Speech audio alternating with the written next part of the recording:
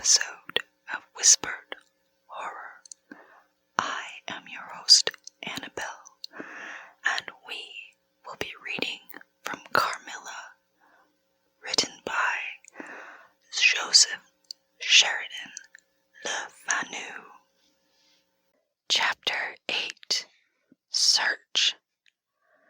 At sight of the room, perfectly undisturbed except for our violent entrance, we began to cool a little, and soon recovered our senses sufficiently to dismiss the men.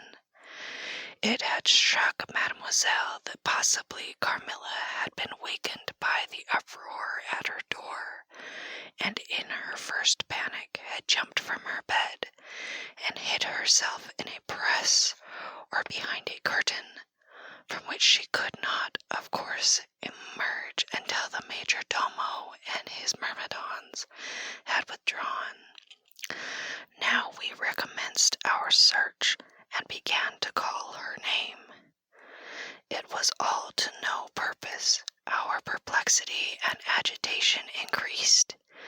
We examined the windows, but they were secured. I implored of Carmilla, if she had concealed herself, to play this cruel trick no longer, to come out and end our anxieties. It was all useless. I was by this time convinced that she was not in the room, nor in the dressing room, the door of which was still locked on this side. She could not have passed it.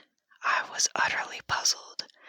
Had Carmilla discovered one of those secret passages which the old housekeeper said were known to exist within the schloss, although the tradition of their exact situation had been lost? A little time would, no doubt, explain all, utterly perplexed as, for the present, we were. It was past 4 o'clock, and I preferred passing the remaining hours of darkness in Madame's room. Daylight brought no solution of the difficulty. The whole household, with my father at its head, was in a state of agitation next morning. Every part of the chateau was searched. The grounds were explored. No trace of the missing lady could be discovered. The stream was about to be dragged. My father was in distraction. What a tale to have to tell the poor girl's mother on her return. I, too, was almost beside myself, though my grief was quite of a different kind. The morning was passed in alarm and excitement. It was now 1 o'clock, and still no tidings. I ran up to Carmilla's room and found her standing at her dressing table. I was astounded. I could not believe my eyes. She beckoned me to her with her pretty finger in silence. Her face expressed extreme fear. I ran to her in an ecstasy of joy. I kissed and embraced her again and again. I ran to the bell and rang it vehemently to bring others to the spot who might at once relieve my father's anxiety. Dear Carmilla, what has become of you all this time? We have been in agonies of anxiety about you, I exclaimed. Where have you been? How did you come back?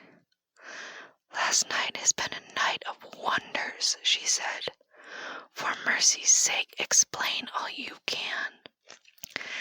It was past 2 last night, she said, when I went to sleep as usual in my bed, with my doors locked, that of the dressing room and that opening upon the gallery.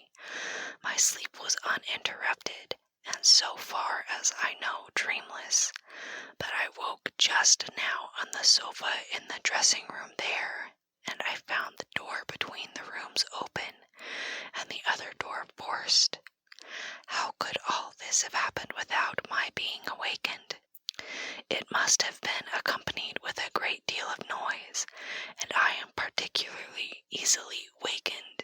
And how could I have been carried out of my bed without my sleep having been interrupted?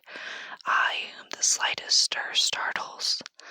By By this time, Mademoiselle, my father, and a number of the servants were in the room. Carmilla was, of course, overwhelmed with inquiries, congratulations, and welcomes. She had but one story to tell, and seemed the least able of all the party to suggest any way of accounting for what had happened. My father took a turn up and down the room, thinking. I saw Carmilla's eye follow him for a moment with a sly, dark glance. When my father had sent the servants away, Mademoiselle having gone in search of a little bottle of valerian and sal volatile, and there being no one now in the room with Carmilla, except my father, Madame, and myself, he came to her thoughtfully, took her hand very kindly, led her to the sofa, and sat down beside her. Will you forgive me, my dear, if I risk a conjecture and ask a question? Who can have a better right, she said. Ask what you please, and I will tell you everything, but my story is simply one of bewilderness and darkness. I know absolutely nothing. Put any question you please, but you know, of course, the limitations Mamma has placed me under. Perfectly, my dear child. I need not approach the topics on which she desires our silence. Now, the marvel of last night consists in your having been removed from your bed and your room without being awakened, and this removal having occurred apparently while the windows were still secured, and the two doors locked upon the inside. I will tell you my theory, and ask you a question. Carmilla was leaning on her hand dejectedly. Madame and I were listening breathlessly. Now my question is this. Have you ever been suspected of walking in your sleep? Never, since I was very young indeed. But you did walk in your sleep when you were young. Yes, I know I did. I have been told so often by my old nurse. My father smiled and nodded. Well, what has happened is this.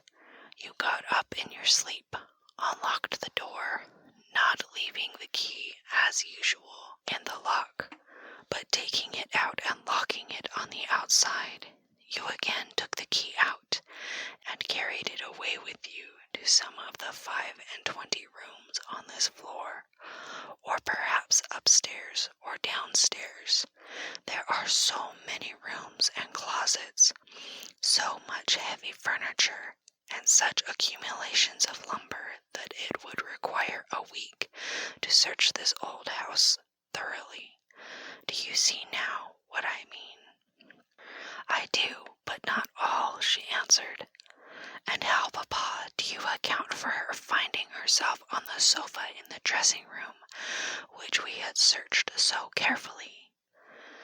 She came there after you had searched it, still in her sleep, and at last woke spontaneously, and was as much as surprised to find herself there where she was as anyone else.